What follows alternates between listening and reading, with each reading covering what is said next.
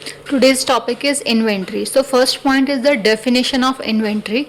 So inventory is the stock of goods and materials that a business keeps for manufacturing, selling और operating its business.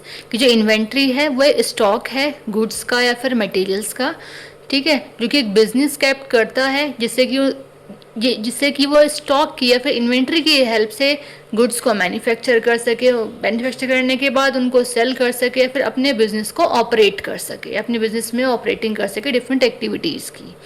Next point is inventory refers to the stock of goods and materials. की जो inventory है वो refer करता है कि stock जो हमारे पास होता है ना गुड्स का या फिर किसी रॉ मटेरियल का, वो हमारा होता है इन्वेंट्री। वैसे inventory is similar as stock, दोनों सिमिलर ही चीज़ें हैं, ठीक है। That a business keeps for production and sale, कि इन्वेंट्री का हेल्प से एक जो बिजनेस होता है वो प्रोडक्शन कर सकता है या फिर सेलिंग कर सकता है अपने गुड्स की। Next point is it includes raw material, की जो हमारी इन्वेंट्री होती है उसमें क्या क्या चीज़ें इंक्लूड होती हैं। रॉ मटेरियल इंक्लूड होता है, मतलब कच्चा माल। वर्क इन प्रोग्रेस, मतलब जो हमारा वर्क है, जो एक्टिविटी हमारी कंपनी में चल रही है उसके लिए हमारा वर्ड यूज हुआ है वर्क इन प्रोग्रेस, मतलब वर्किंग चल रही है कंपनी में, ठीक है। नेक्स्ट इज फिनिश्ड गुड्स, की वर्क इन प्रोग्रेस के थ्रू जो हमारा वर्क हुआ है, जो मैन्युफैक्चरिंग की गई है उसकी हेल्प से फिनिश्ड गुड्स प्रिपेयर हो गया। एंड स्पेयर पार्ट जो यूज होते हैं मैन्युफैक्चरिंग के लिए, ठीक है।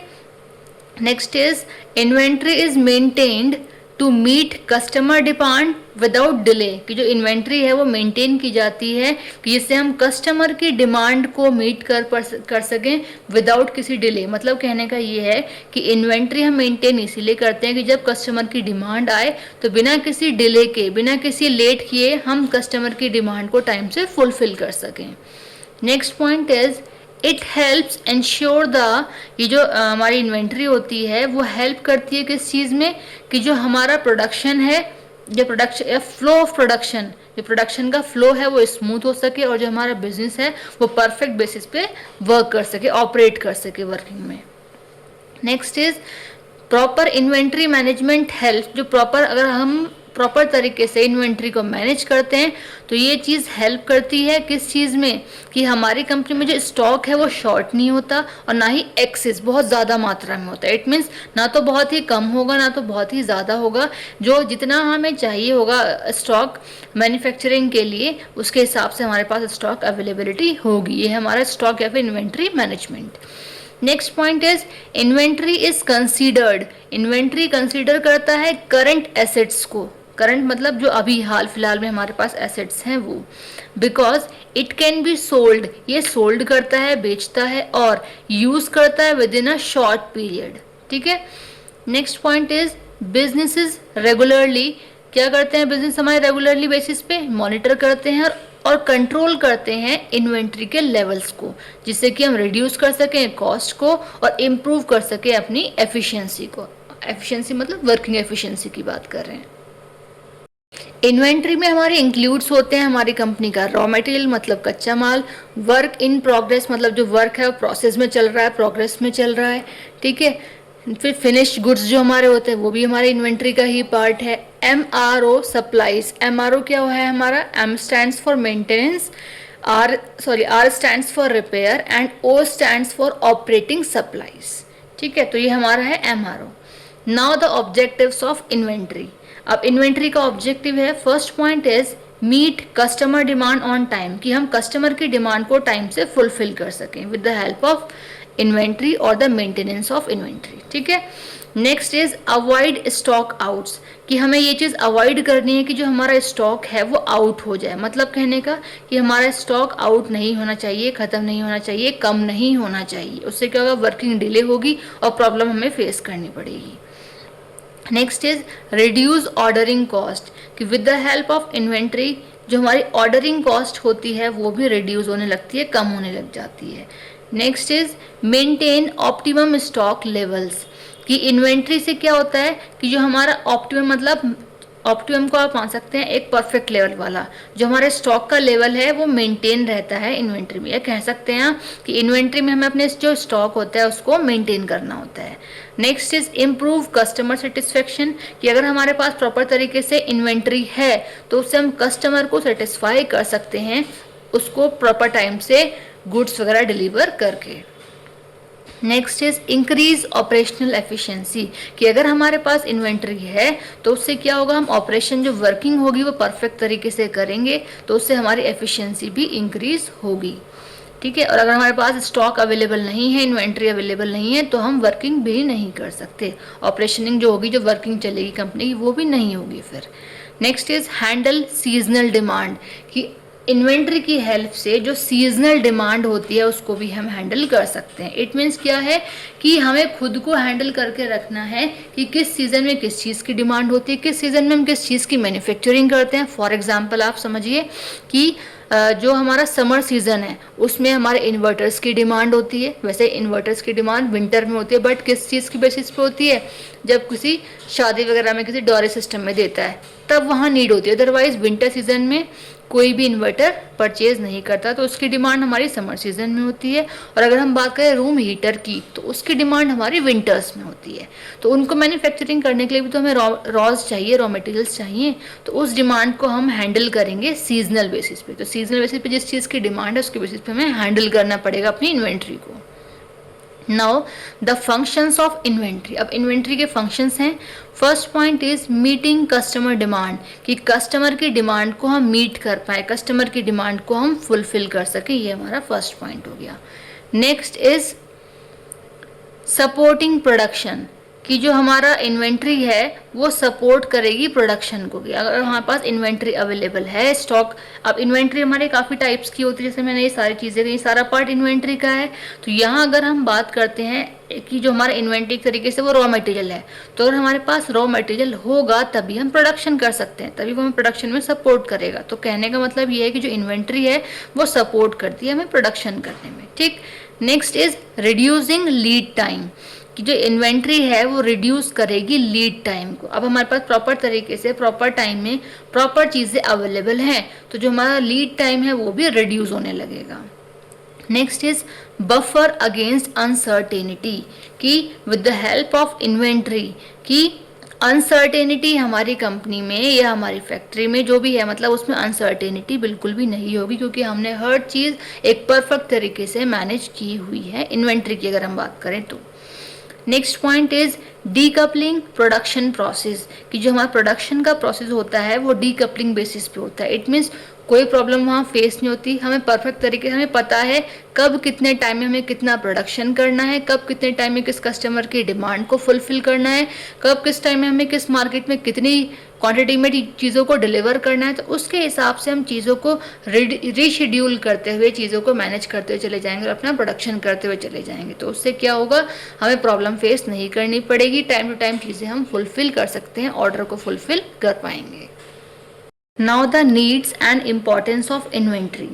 First point is the continuous production, की जो इन्वेंट्री है वो एक तरीके से कॉन्टिन्यूस प्रोडक्शन है। आप इसको ऐसा ही मान सकते हैं कि अगर इन्वेंट्री हमारे पास अवेलेबल है तो हम कॉन्टिन्यूस बेसिस से प्रोडक्शन कंपनी में कर सकते हैं। अगर हमारे पास इन्वेंट्री ही नहीं है अवेलेबल तो प्रोडक्शन नहीं होगा। Next point is better customer services, कि अगर हमारे पास प्रॉपर तरीके से इन्वेंट्री अवेलेबल है तो कस्टमर को हम प्रॉपर तरीके से बेटर सर्विसेज प्रोवाइड कर पाएंगे। Next is protection against supply delays, कि जो इन्वेंट्री है वो प्रोटेक्शन करती है किस चीज़ में, कि जो हमारी सप्लाई है वो डिले ना हो, क्योंकि हमारे पास प्रॉपर तरीके से सारी चीज़ें अवेलेबल हैं, तो हम मैन्युफैक्चरिंग भी करेंगे, डिलीवर भी करेंगे, तो क्या है जो हमारी सप्लाई है वो डिले बिल्कुल भी नहीं करेगी। इस चीज़ को प्रोटेक्ट करती है हमारी inventory. Next is bulk purchase discount, कि इन्वेंट्री क्या होता है, इन्वेंट्री की हेल्प से, कि बल्क मतलब होता है किसी चीज़ को भारी मात्रा में, मैक्सिमम क्वांटिटी में परचेज करना। तो जब हम किसी भी चीज़ को बल्क में परचेज करते हैं तो उस पर डिस्काउंट हमें मैक्सिमम मिलता है। ठीक है, तो वही हम ये कह रहे हैं कि इन्वेंट्री को अगर हम बल्क में परचेज करेंगे तो हमें उसमें डिस्काउंट भी मिलेगा। ठीक है, तो हमें ये भी मैनेज करते हुए चलना है। Next is price fluctuation protection, कि जो प्राइस, जो हमारे गुड्स हैं, मतलब हमारी इन्वेंट्री में हमारा रॉ मटेरियल भी आ गया, फिनिश्ड, मतलब जितनी सारी चीज़ें हैं, हम ऑल ओवर इन्वेंट्री की बात कर रहे हैं, कि जो हमारी इन्वेंट्री है उसके प्राइस में फ्लक्चुएशंस, मतलब अप एंड डाउन होते रहते हैं, प्राइस। ठीक है, तो हमें उस चीज़ से प्रोटेक्शन मिलती है इन्वेंट्री में। ठीक है, क्योंकि हमने प्रॉपर तरीके से सारी चीज़ों की डिमांड की हुई है और हमारे पास अवेलेबल है सारा inventory. Next is emergency stock availability, कि हमें इस चीज़ को मेंटेन करना है कि जो हमारे पास स्टॉक है कंपनी में वो प्रॉपर तरीके से अवेलेबल होना चाहिए। हमें जिस चीज़ की डिमांड ज़्यादा होती है, जिस चीज़ के हमें मतलब जिस चीज़ की हमें नीड ज़्यादा है मैन्युफैक्चरिंग के लिए, वर्किंग के लिए, जिस भी चीज़ की नीड ज़्यादा है वो चीज़ हमारे पास स्टॉक में मैक्सिमम अवेलेबल होनी चाहिए। तो इमरजेंसी बेसिस पे हमारे पास स्टॉक अवेलेबल, मतलब एक्स्ट्रा स्टॉक हमारे पास अवेलेबल होना चाहिए कि अगर इमरजेंसी हो जाए तो एकदम से अगर डिमांड हमारे पास ना आ पाए तो हम अपना प्रोडक्शन करते रहें, डिले ना हो किसी भी चीज़ में, ठीक है, स्टॉप ना हो किसी भी काम को।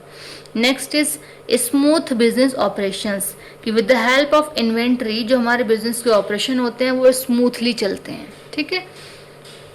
Next topic is advantages of inventory.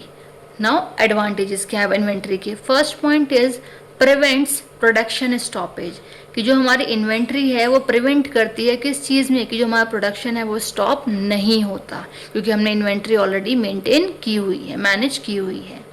Next is improves customer satisfaction, कि अगर हमारे पास प्रॉपर इन्वेंट्री होगी तो ये चीज़ क्या होगा, इसकी हेल्प से हम इम्प्रूव कर पाएंगे कस्टमर के सेटिस्फेक्शन को। डायरेक्टली कहें तो हम कस्टमर को सेटिस्फाई कर पाएंगे प्रॉपर टाइम पे उनके ऑर्डर को या उनकी डिमांड को फुलफिल करके।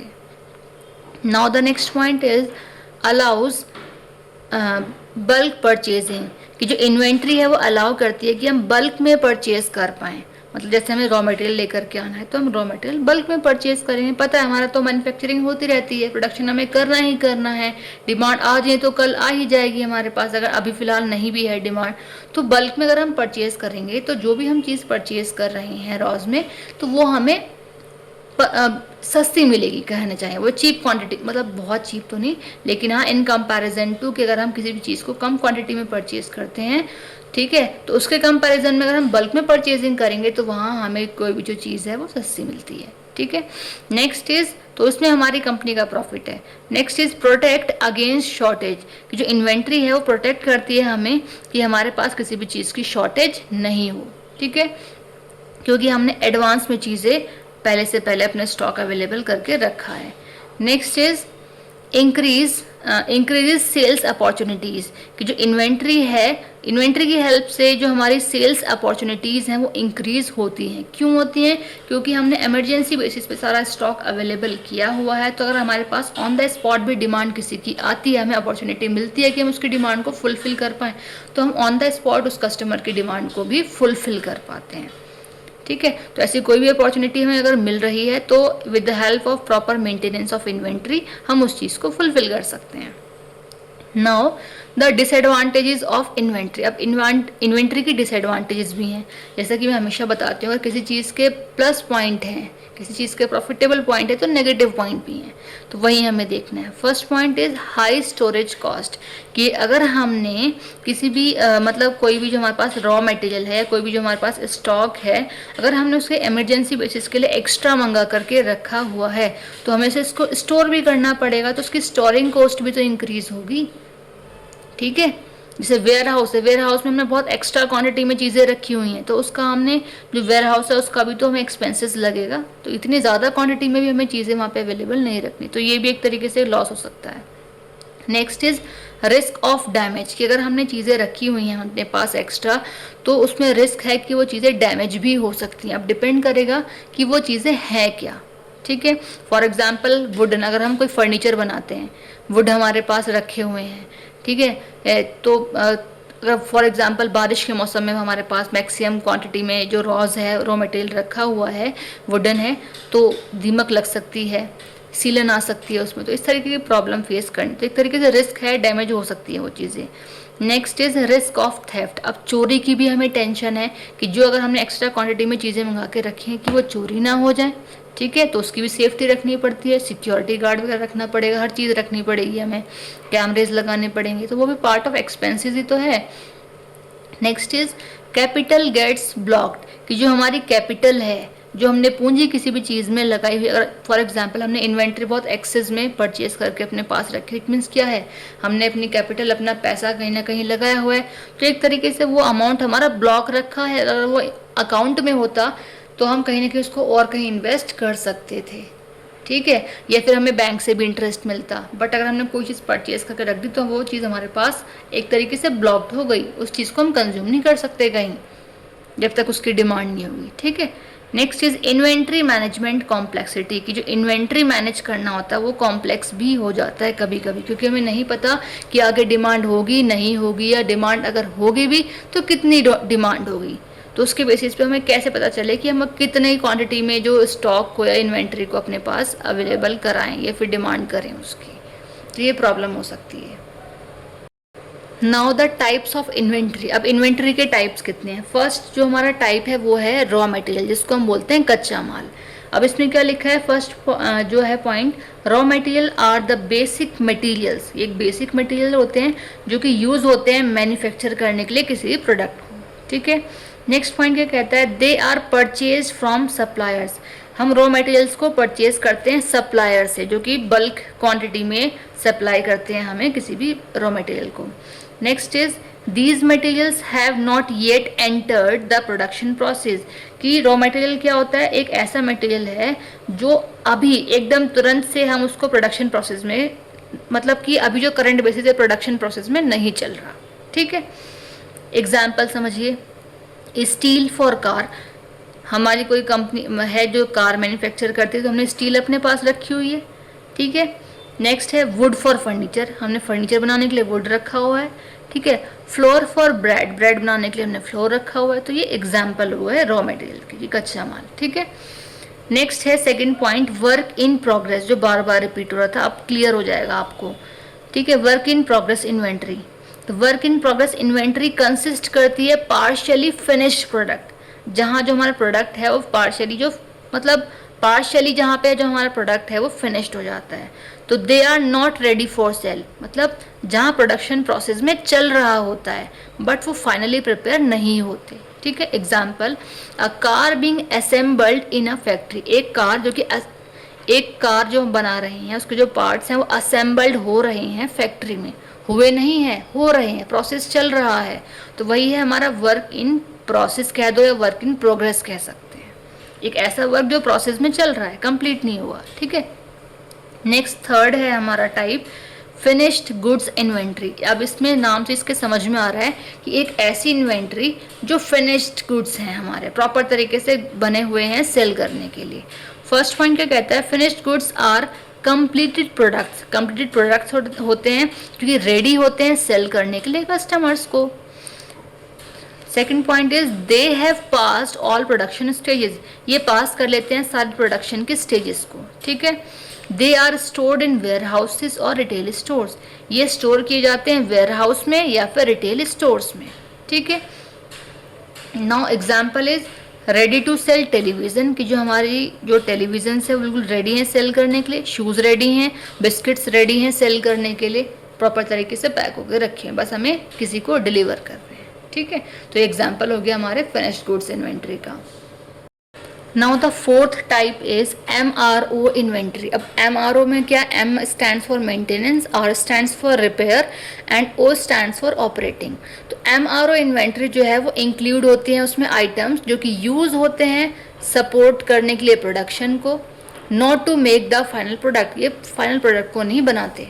ठीक है, बस यूज़ होते हैं सपोर्ट करने के लिए।